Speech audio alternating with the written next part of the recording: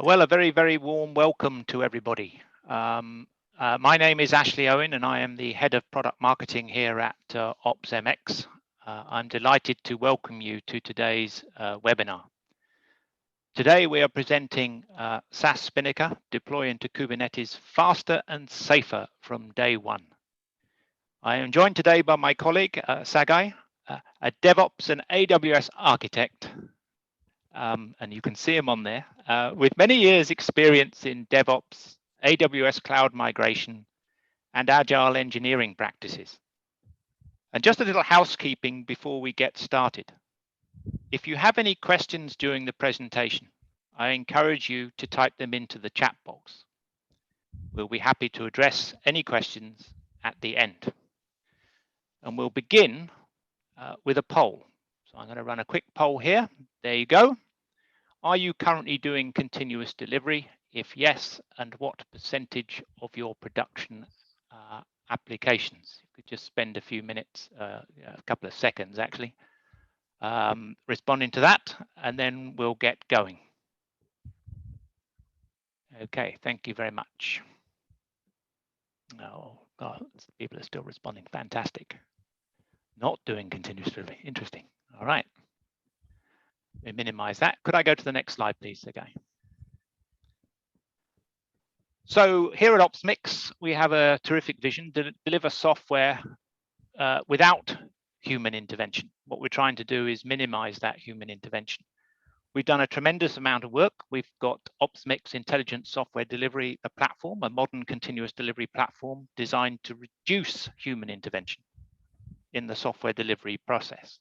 And within that platform, we have OpsMX Enterprise for Spinnaker and our intelligence layer, Autopilot.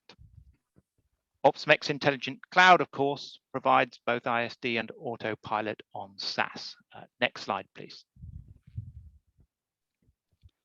We've run the poll, so next slide. I already covered that. And I think I'll do the slide, and then Sergey, I think I'll hand over to you.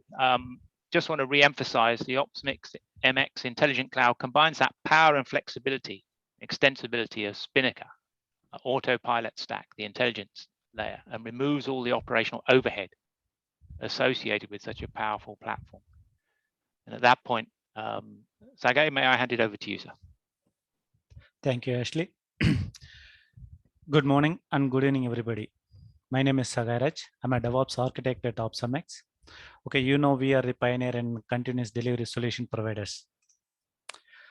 So to make you understand what Spinnaker and why Spinnaker, the Spinnaker is a purpose-built continuous delivery tool. It can scale at large, and then it is very flexible in the sense you can deploy into any cloud. So it is a multi-cloud deployment tool. As of today, there is no other tool stands like this as Spinnaker that is capable of deploying to public, private, and Kubernetes Kubernetes clusters. So on top of it, we as OpsMX provide an intelligent cloud that is a SaaS offering. It is a layer, a wrapper around the Spinnaker to manage the couple of what do you call the policy requirements, federal and state requirements with Spinnaker, and all of the operational overhead is handled by OpsMX. Plus any of the what do you call canary deployment and the reports, visibility into your deployments like auditability and traceability, all of that has come as the add-on with the open source Spinnaker. So this is a layer on top of the open source Spinnaker that we offer as a on-prem product as well as intelligent cloud. So our focus for today is going to get you onboarded with SaaS OpsMX Spinnaker, so that people who are intending to deploy into Spinnaker or use Spinnaker to deploy into their environment need not go through the pain of installing the Spinnaker with all of its components, because in its nature, it is very complex in its architecture. Therefore, it requires a couple of it requires couple of learning to deploy and to configure it. So therefore, we are providing a SaaS offering of Spinnaker. So before we dive into what Spinnaker can do for us, our focus is to say how to deploy Kubernetes using a SaaS offering into your cloud environment. So into your cloud environment, specifically about Kubernetes. So the pain points that one would generally go through is if without a CD tool, if you have to deploy your Kubernetes application in your cluster, then there are bunch of manifest file. I mean, in terms of Kubernetes, you have deployment, config map, secrets, volume configuration, ingress and service. There are so many components that make up your Kubernetes application, from monolithic to a complete viable product that customers can use it. So part of it, deployment is a cumbersome. If you are to deploy multiple application, you will have to modify your manifest according to your new application, and therefore you will maintain multiple scripts to manage that. And also, to use this work, we already have templating tools like Helm and Customize. But then using that Helm and Customize also, if you have to manually handle it from environment to environment, you will have to pick up the right Helm chart and write the values.yaml file. And going through this process manually every time is going to cause a lot of trouble, in the sense not every user is of same capability, right? So one user may be able to do it well and the other user may forget some steps. So always it is prone to errors. And if there is a need that your product is not working as expected in the production, and a rollback is not is straightforward job with going with your manifest, you will have to redeploy your manifest, tweak the images what was there in the previous production version, and you bring it back. And all of this is a pain point. Plus, if you are actually going from what do you call, from monolithic service to a microservice based architecture, you're obviously having a on-prem deployment with your application going to VM servers or cloud environment. So thinking of a path where you would go from monolithic application to microservice based architecture, you are actually wanting to deploy into VM and slowly upgrade yourself into cloud-based deployment, and from cloud-based deployment into Kubernetes-based deployment. And when you say Kubernetes, it can be Kubernetes as well as OpenShift, depending on your infrastructure security requirement. And then when this all goes through, you could employ multiple deployment strategies, blue, green, or canary.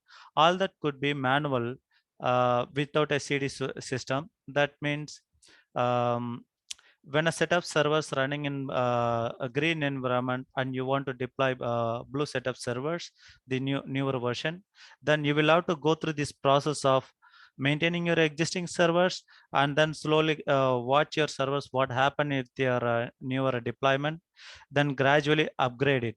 And same thing, the canary deployment is even more a deployment strategy, that you could actually send live traffic without even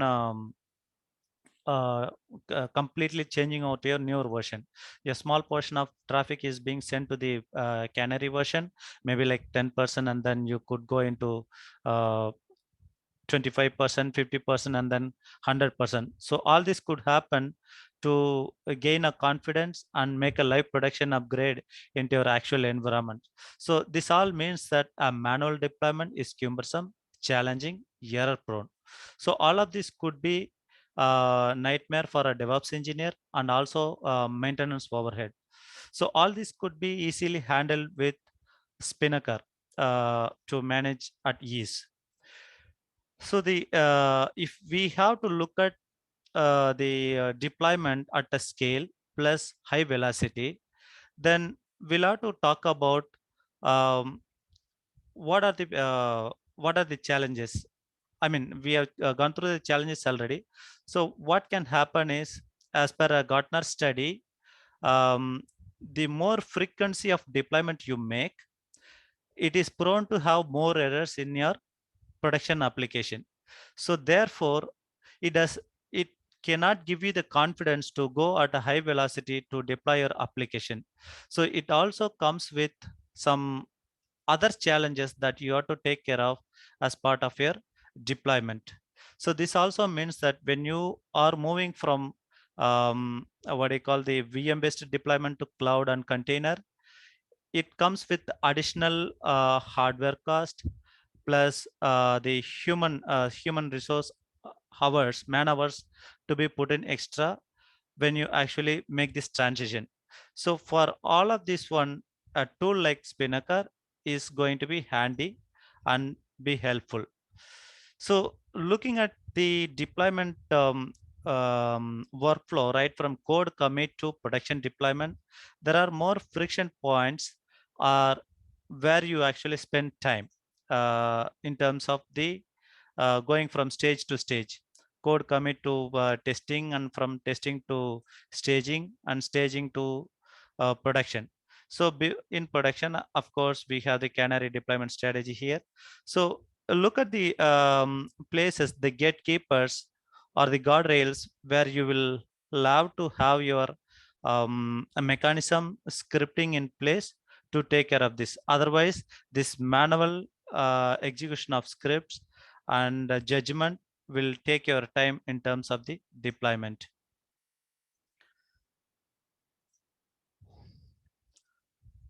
Okay, so this also means that when you're doing a deployment, like the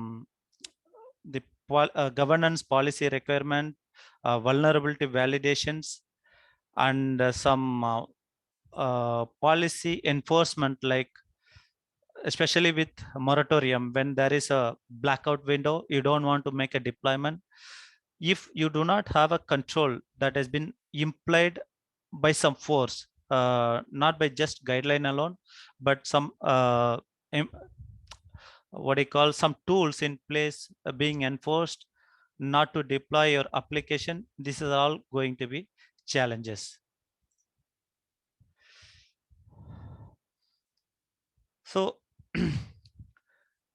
when someone wants to look at employing a high velocity deployment of application, that is the continuous delivery application, one has to think of the three different strategy, what you could what you could plan and implement for your continuous delivery process. So the three pillars that you could think of is velocity, risk, and quality. So like I mentioned, the velocity is the time it is taken to deploy right from code commit to production. So how fast, how frequent you can send your production code, send your code into the production environment.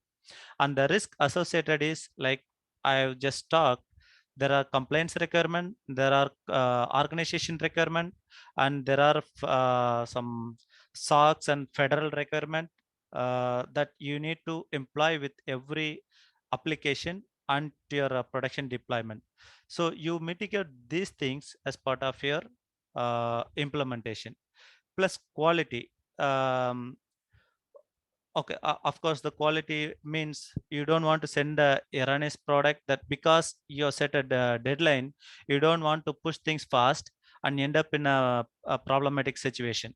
So these are the things you would want to plan, plan and implement in your delivery cycle. So when you start, you could start with one or two, but eventually you want to implement or achieve all of these strategies part of your delivery pipeline.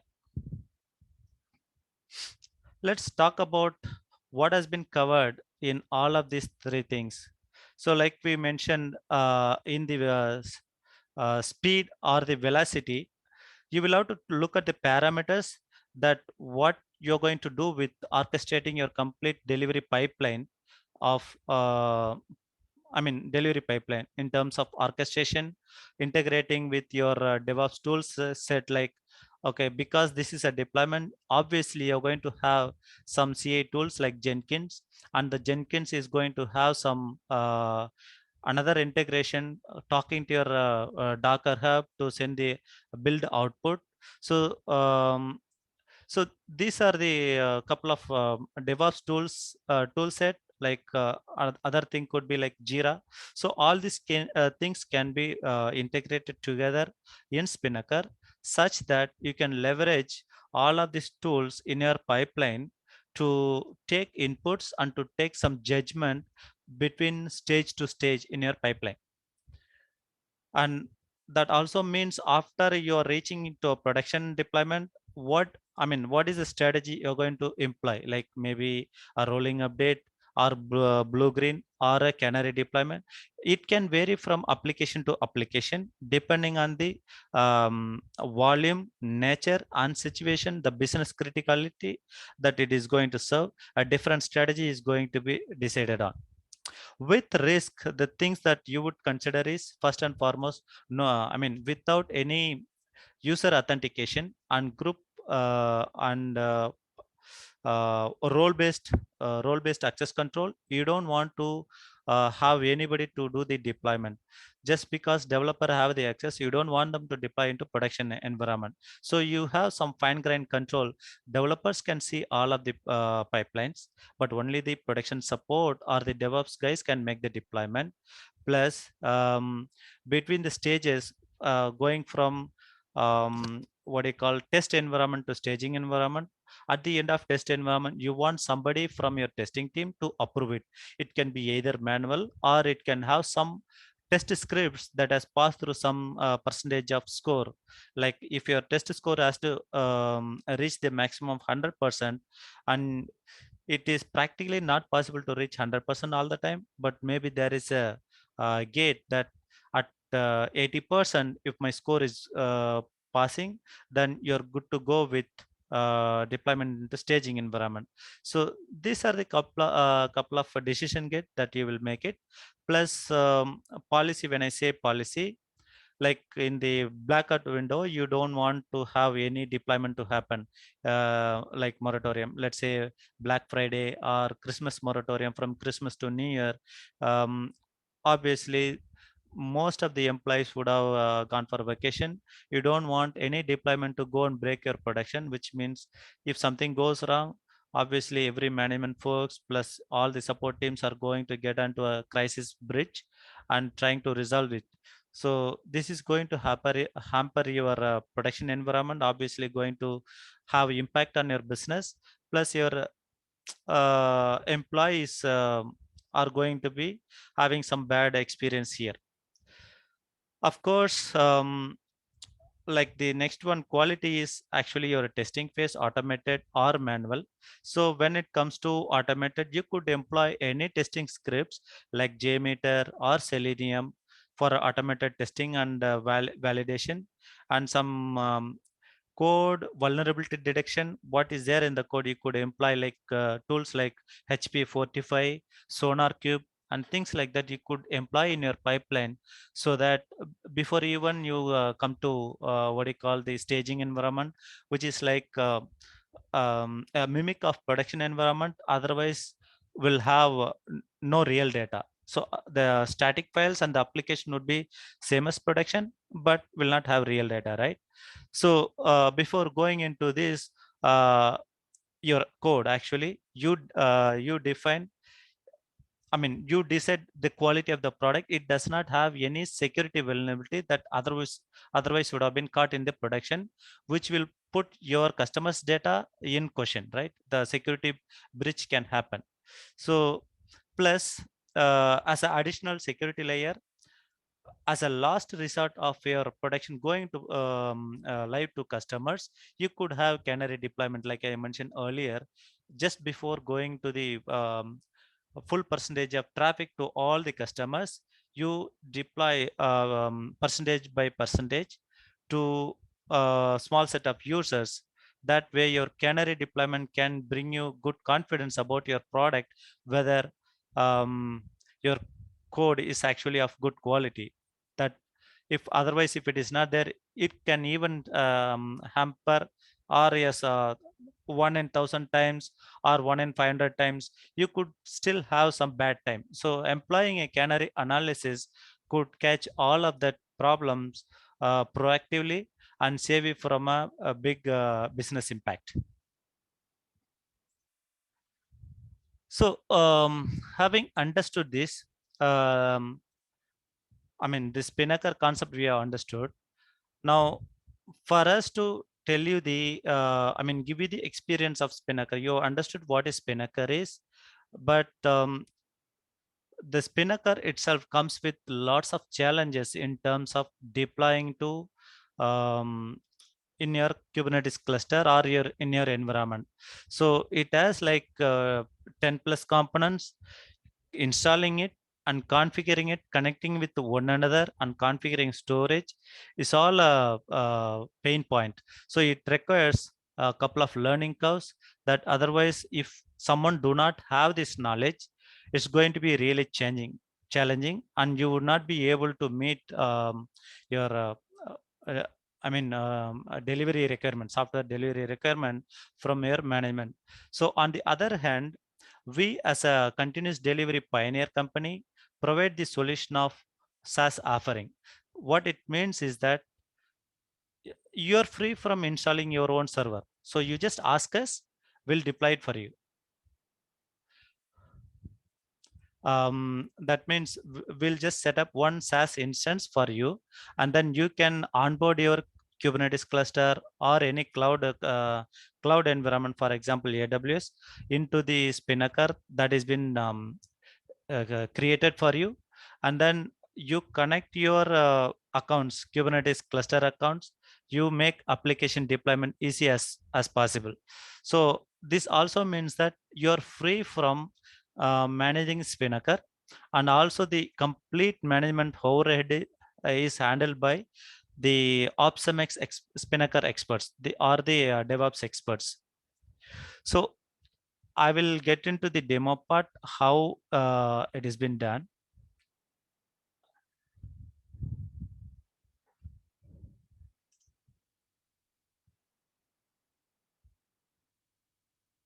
One second.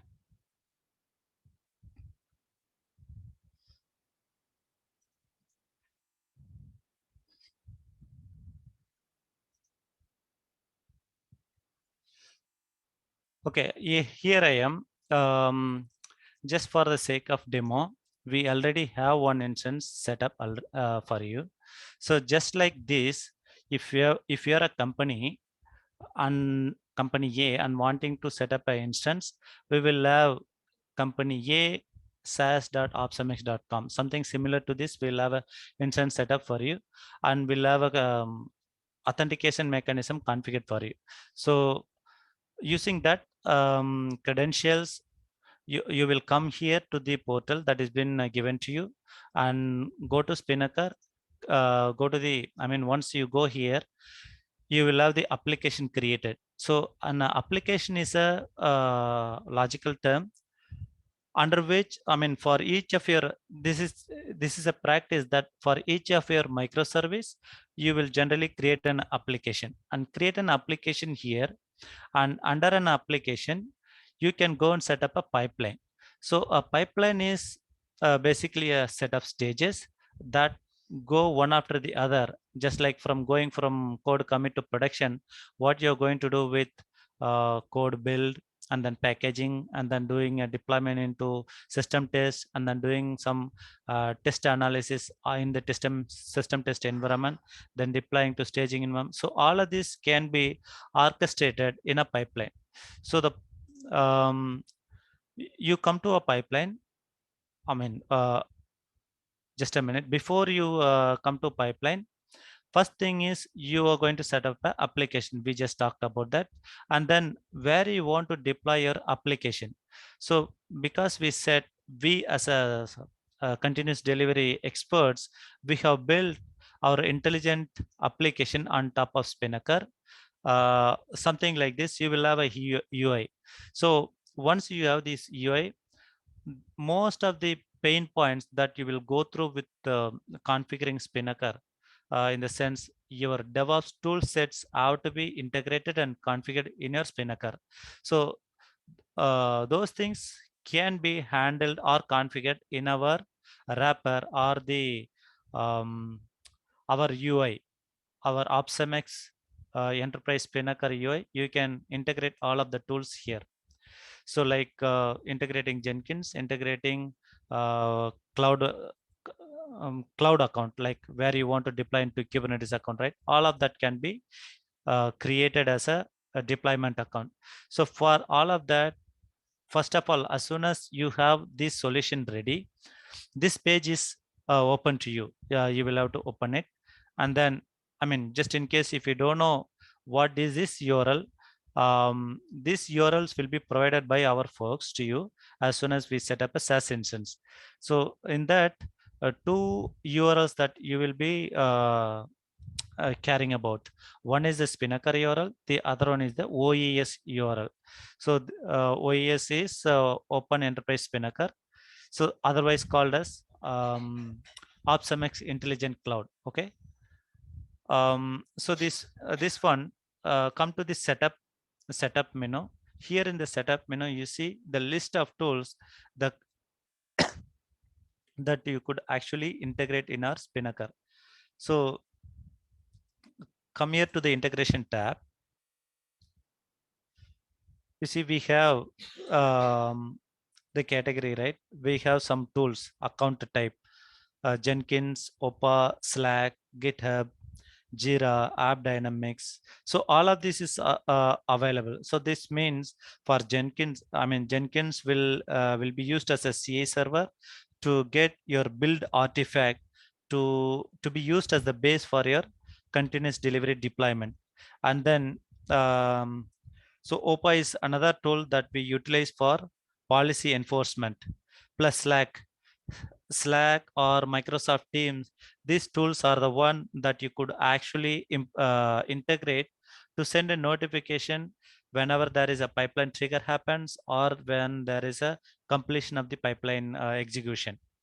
Even otherwise, if there is a failure or success, it could notify you. So the collaboration tool can be integrated here, plus your GitHub Git accounts. It can be from GitHub or GitLab and any other Git server also, Bitbucket also it can be integrated. Then Jira for your issue tracking. So the issue tracking, maybe you could have some part of your testing scripts, I mean test automation. You could actually create some IRs, the issue tickets with the Jira, and for that Jira you may go through some validation again. If that Jira ticket has passed, then you will go into your next pipeline. So you are in a position, I mean you need this requirement that Jira being integrated. So we have integration for Jira as well.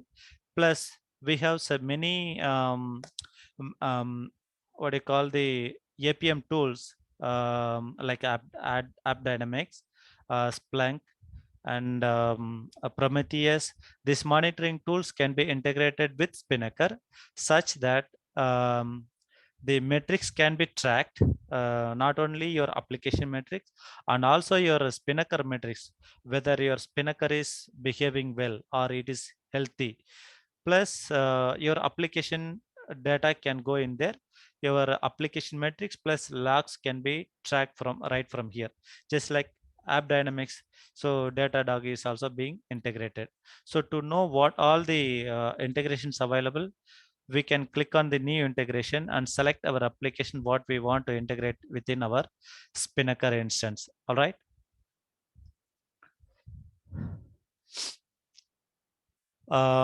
So this was the first step you will do, and considering that you have Jenkins and other things you're configuring, the as part of the deployment, what we are interested is how do I onboard my Kubernetes cluster that is in SaaS environment that is managed by OpsMX.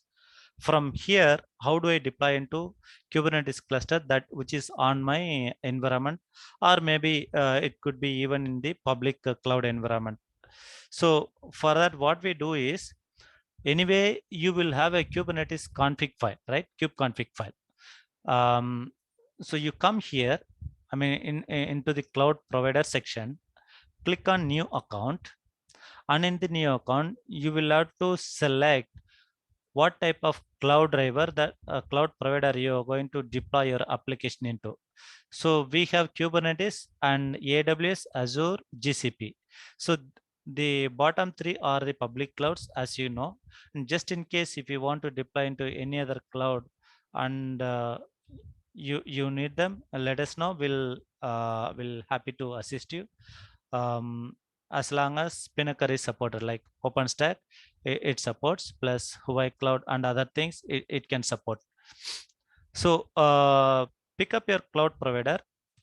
Just for this thing, demonstration purpose, we will go with Kubernetes accounts. So in the Kubernetes cloud provider, pick up the type as Kubernetes and pick up the Spinnaker instance, where I mean Spinnaker instance is of course our application, the autopilot, what you call this OES is designed to integrate with multiple Spinnakers. So the one that is been installed unintegrated as part of the installation is populated here. Just pick up that Spinnaker instance, and then in your pipeline you can have any number of environments.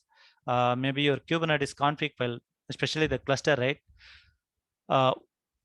You may designate that one particular cluster for multiple environments by utilizing namespaces: dev, test, staging, and production, right? So one single cluster can be utilized with different namespaces for different environments. On the other hand, organization even decide to go with different cluster for different environment. So it is all up to you whether you have one particular cluster configured with a different namespace as designated as one environment, or each cluster is designed for one environment. So it is up to you, right? So as long as you have the Kubernetes config file, you pick up the config file here. Okay, so the environment, let me define something here, like test environment.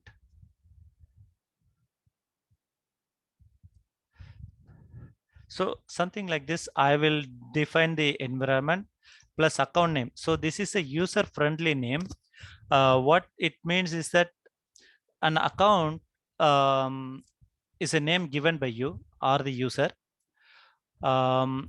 which has some parameters assigned to that account. For example, what is the Kubernetes cluster that I'm going to deploy into, and what is the service account the kubeconfig file used to connect with.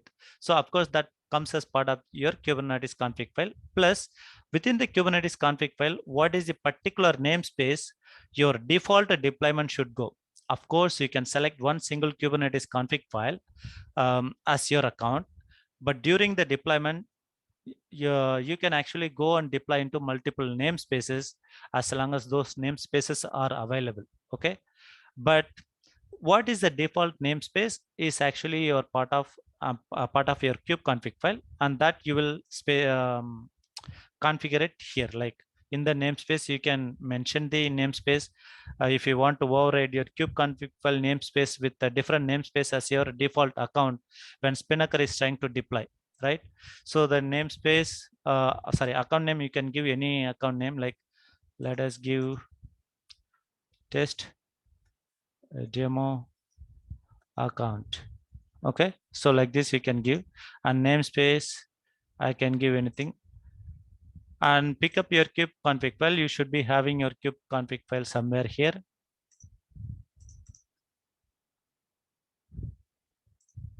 So once you,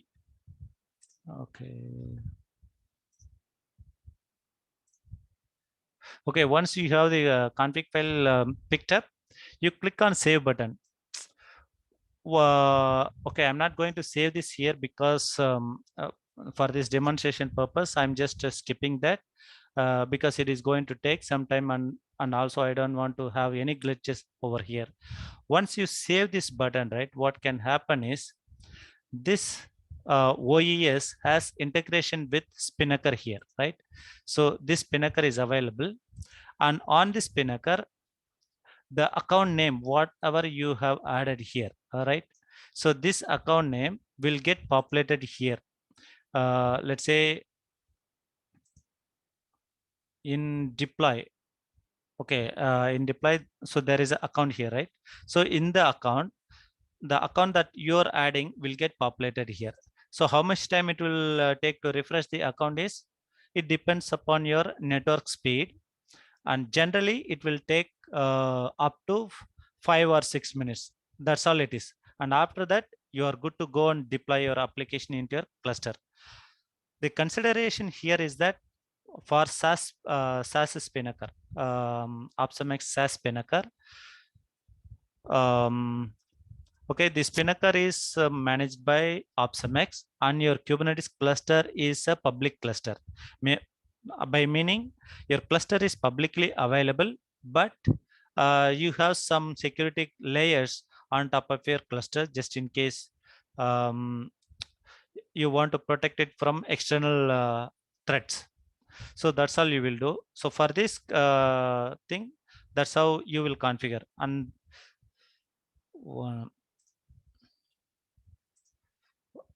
okay, so as I mentioned here, you will save it here, and that will come and reflect there.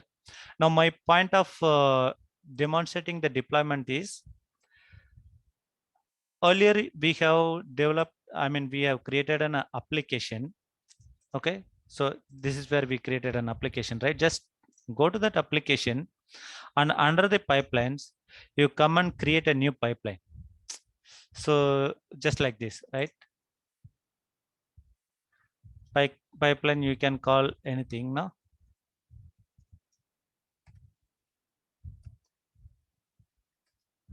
Spaces are not allowed, just hyphen is permitted, or otherwise you will have continuous text.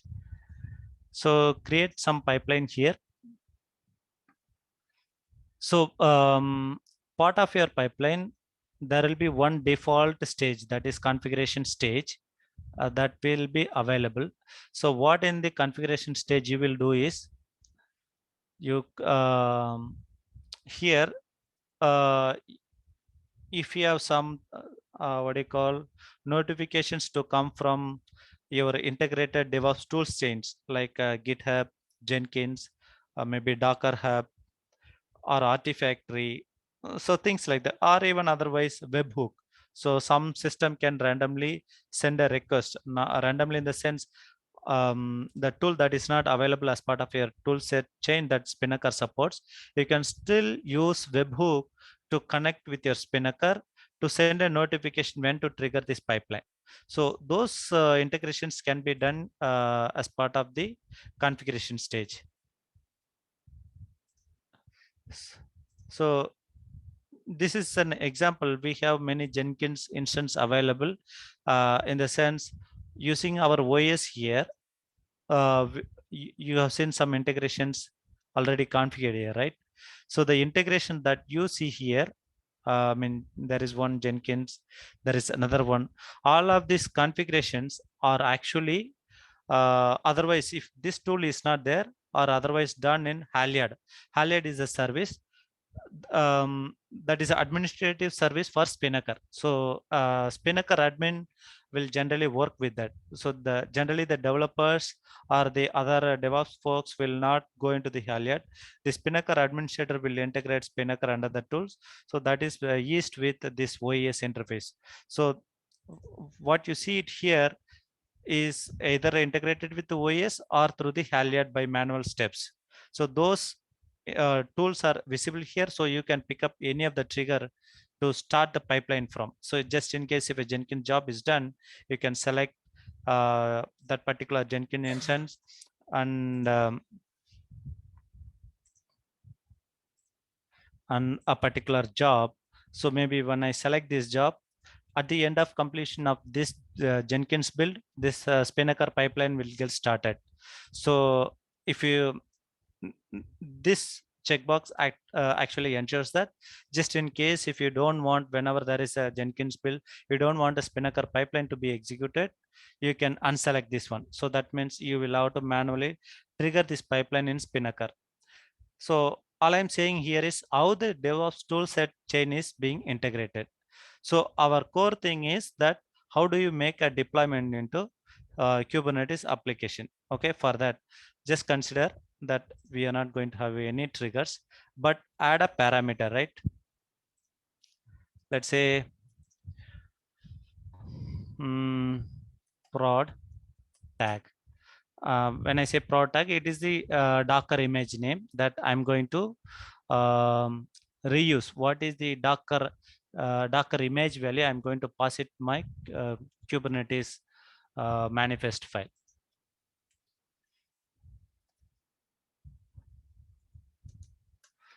Docker image tag.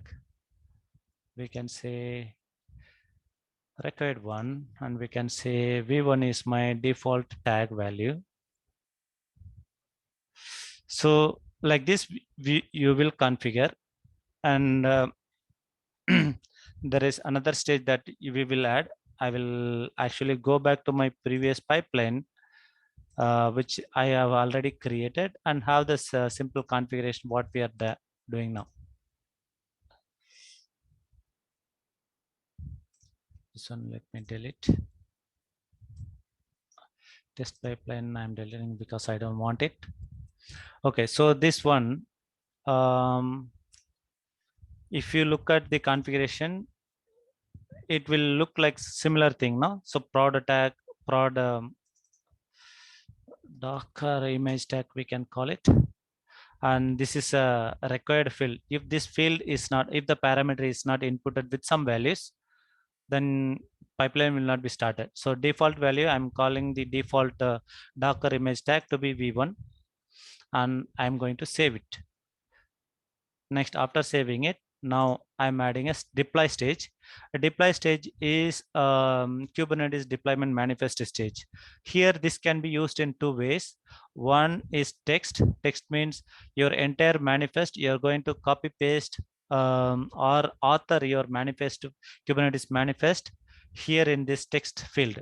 Otherwise, if you select artifact, you have two options to, you have ways to pick up your artifacts from your GitHub or Helm repository or even JFrog Artifactory repository. So if you go to artifact, you can define artifacts from where it can come from, right? So it can come from Helm. So as long as you have some accounts, maybe Git account and Helm and all added, you can fetch artifacts from it. So one thing to consider is, if consider that you are going to fetch a Helm chart from Helm repository. So the Helm chart needs to be what do you call, let's say if there is something here, Helm. Okay, there is no chart with this one. Okay, so there are no charts in under this Helm repository, but what happens is, if you are connecting with the Helm repository, name of the charts will be displayed underneath, and the version of, different version of the chart will be displayed here. Once you pick up that, okay, this is basically a topic for another knowledge transition. So you will come and configure this to be a base 64 output artifact, right? Base 64 output artifact, such that your Helm chart will be baked into deployable manifest, and which will be a base 64 encoded format. So this is how you will configure your input manifest for your pipeline. So for now, I'll go back to text version and will put my simple deployment manifest. So here I have some simple deployment, and that I have a service created. So what I am trying to say is, this manifest needs to deploy into somewhere, right? So the somewhere is actually selected under this drop down. So this drop down, is the one that you have actually configured using the OS over here. So remember, under this cloud provider, we have added a new account, right? So let's say this is a Kubernetes account. So we would have added something here. So let's say the prod account is there, and then there is QA. So you come here and select the dev or prod, whichever is your on-prem or the public cloud Kubernetes cluster account. So you're going to pick up that one and make a deployment. For now, I am going with default one and save this. Okay, and save this pipeline, right? So once you have saved, you're good to go back. So you come to the previous view and do a start deployment. Okay, let me change the version here.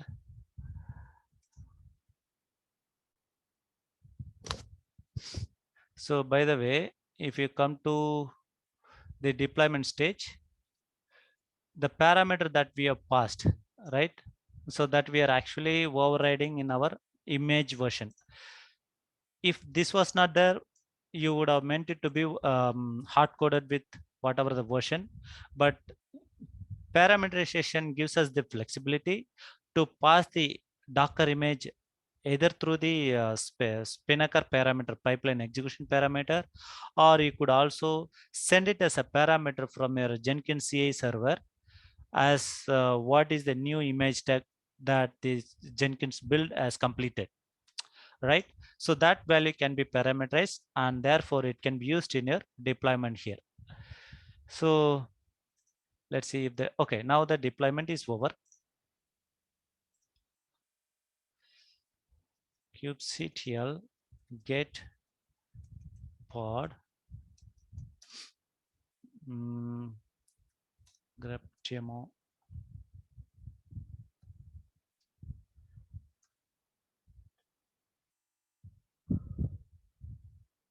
Okay, so our new pod has been instantiated. So we do not have a, I mean, externally accessible maybe Istio or ingress controller we are not having right now to route the traffic. But just to show you the deployment effect, let's do a port forwarding, right? kubectl port forward and pod. I know what this application port is. Maybe if I don't have that, we can do a kubectl describe pod. Let us check what is the port that it is getting exposed to. Okay, so the port is 8080, right? So I'm going to port forward that to my local machine, right? So port forward 8080. Okay, just enter. So by saying only single port, it will map into the same port number onto my local machine. Now once it's available, you can come to localhost and 8080. You see this one? Okay, my application has been deployed. So this is some simple HTML page just to show you what has been deployed. So I also have that some text hidden here in the bottom. What was the version that it got deployed? This is to track whether I have deployed right version of image into my production environment. So maybe you could also follow this some standard that whatever is the background here, you could use the same thing for your color of image, I mean the text version, so that the customers will not be able to see this one, but if you highlight it for a DevOps guy or the technicians, this may be very handy what the version I have deployed into production, which otherwise you would have to go and inspect in your Kubernetes pod, image, manifest, logs, etc. So this is one simple hack that we can follow. right? So our application is successfully deployed, and this is how you get your deployment done. All right.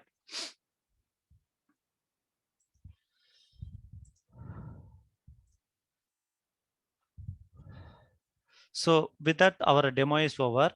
And what just to recap what we have done today is that part of our demo, we you can reach anybody who cannot do a deployment onto their cloud environment or onto their on-prem environment. They cannot install a Spinnaker, or if you just want to play with Spinnaker, you can reach OpsMX. We can get your instance up and ready in less than an hour, and then you can set up you yourself can set up accounts in the sense your cloud provider accounts in our OpsMX based UI to connect with your Spinnaker and make safer delivery into your cloud provider account you just set up. Additionally, you can do some policy enforcement, which of course we have not covered. This is a topic by itself, but all we have done is that this is all possible with our OpsMX offering, right? By doing so, you actually make faster deployments without having to worry about all of the Spinnaker pipeline requirements. Because in our offering, we provide a set of pipelines already as part of the installation. There are more than 40 pipeline samples that we give you, which you can leverage. So this is absolutely free for your use. You don't have to pay anything. So you can just copy a sample and utilize it in your environment. So that is absolutely possible, and it is free for you. Okay, and this comes with a full security and compliance requirement, so you don't have to worry about any policy requirement.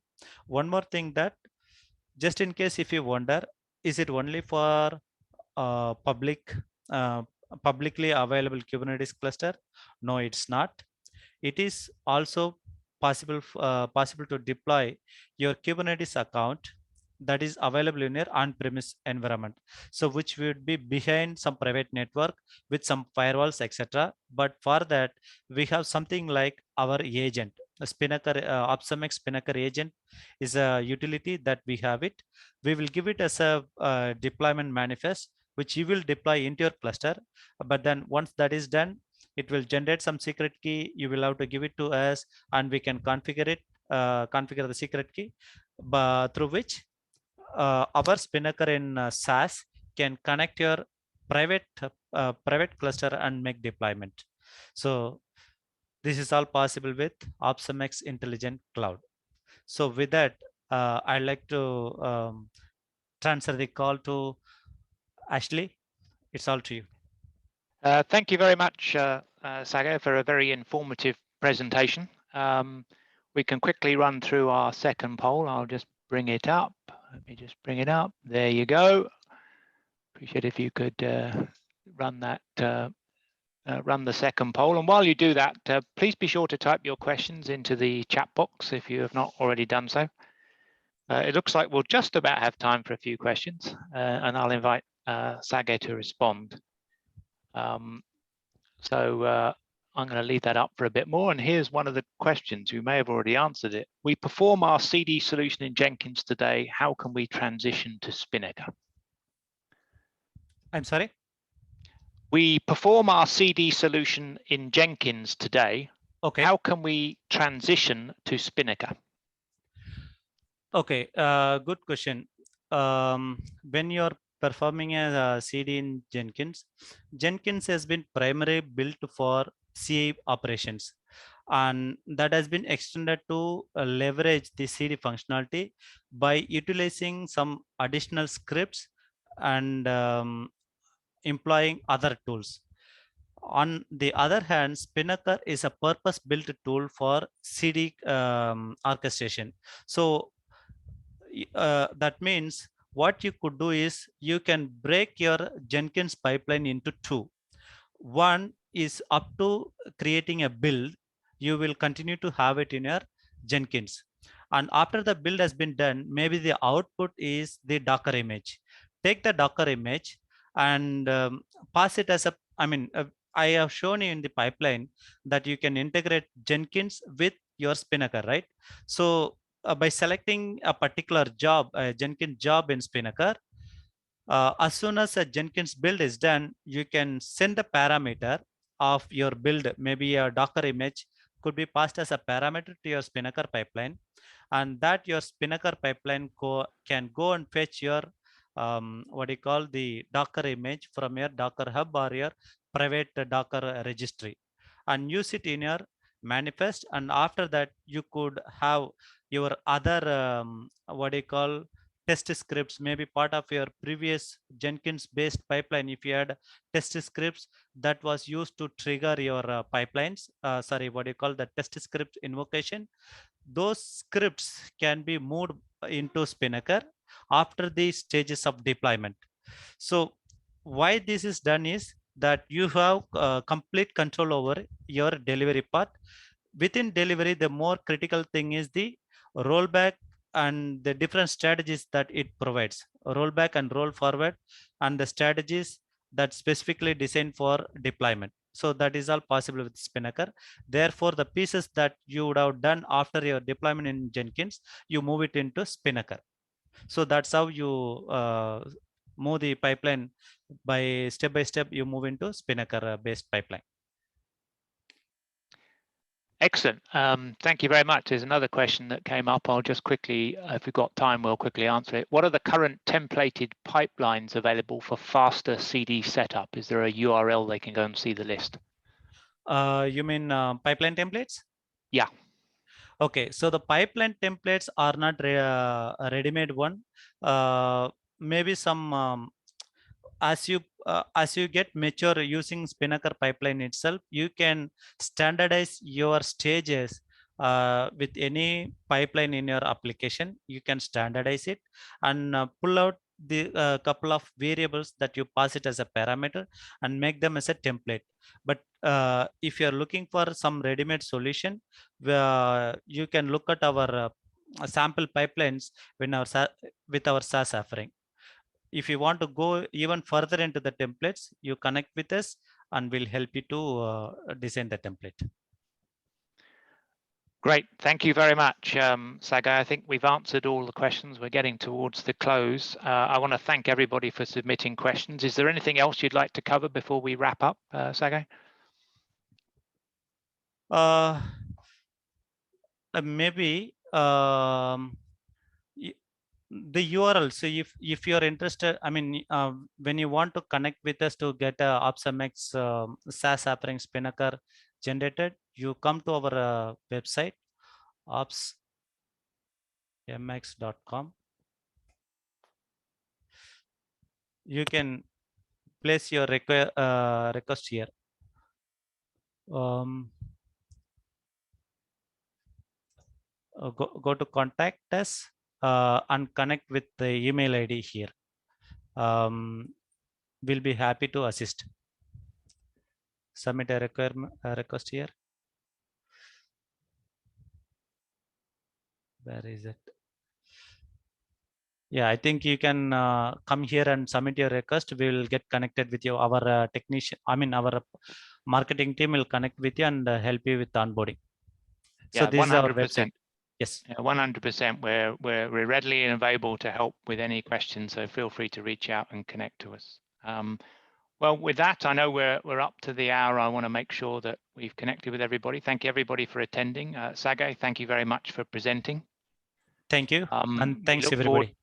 Yeah, we look forward to seeing you at the next webinar, and hopefully some of you are at the KubeCon conference. So look forward to seeing you. Take care. Bye-bye. Bye.